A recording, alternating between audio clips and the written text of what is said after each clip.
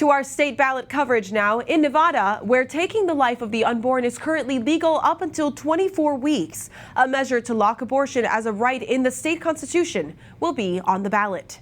The measure would establish a right for abortion until fetal viability, which is typically 24 weeks, without interference from the state. It allows the state to regulate abortion after viability, except where medically indicated, to protect the life or health of the pregnant patient. In our law, viability is defined as 6 months, 24 weeks. That's going to go away, and it will be replaced with a viability standard that's left up to the abortionist. Health is it's a big loophole. Health is considered emotional health, financial health. It can be any number of things, any kinds of transitory conditions that could be just, today I'm not feeling good and I don't feel like I can do this. The amendment must be approved by a simple majority of voters in 2 consecutive elections, this year and again in 2026. Bishop Daniel Mueggenborg of the Diocese of Reno joins us to talk about defending life in Nevada. Welcome to the show, Bishop. What grassroots efforts is the church doing to get the word out on this very important vote?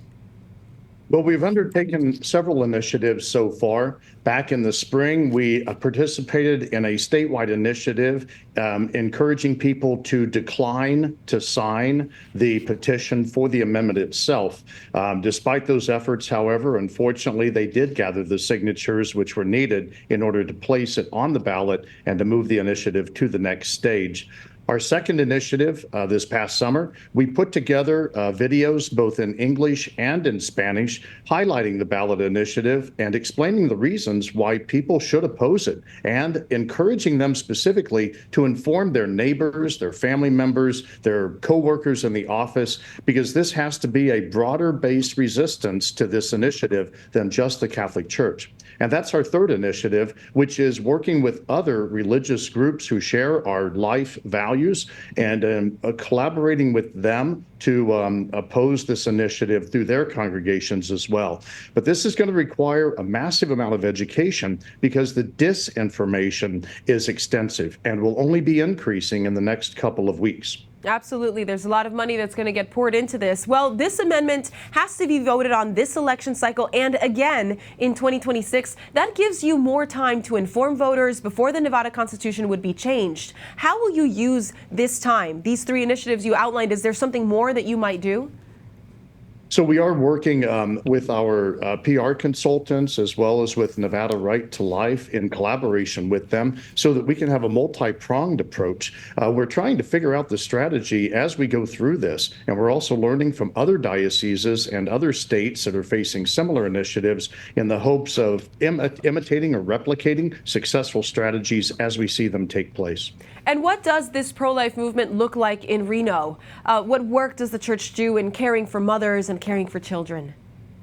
So we actually undertake a variety of initiatives. We participate in the Walking with Moms that's sponsored through the U.S. Bishops Conference and encouraged in different dioceses. That provides care through different pregnancy assistance centers in the Reno metro area, care for mothers who might not have or know, their options for life. And so those are actually interfaith works that we're happy and proud to participate in. And that gives us the ability to extend our efforts to multiple sites rather than just 1 or 2. Our Catholic Charities also supports mothers who are in need. So we're able to provide everything from medical support, counseling support, emergency assistance, and prenatal support, and also after birth, helping them to care for their children as well. That's very important. Well, Bishop, for those who have seen the losses for the pro-life movement around the country, what words of encouragement do you have for them as we start this big push toward November?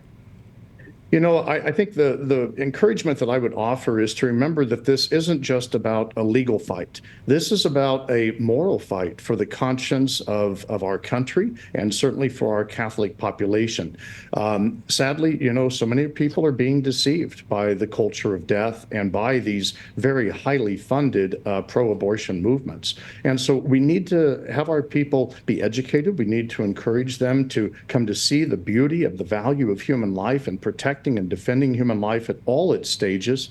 And that includes, the initiatives to confront these radical abortion amendments. And it also includes the many initiatives for assisted suicide that we also see being promoted throughout the country. Absolutely. Well, those are just as dangerous. Thank you so much, Bishop, for your clarity and for your example. Thank you. And don't forget to check out the Catholic News Agency's interactive map on state abortion ballots. Head over to catholicnewsagency.com and scroll to the bottom.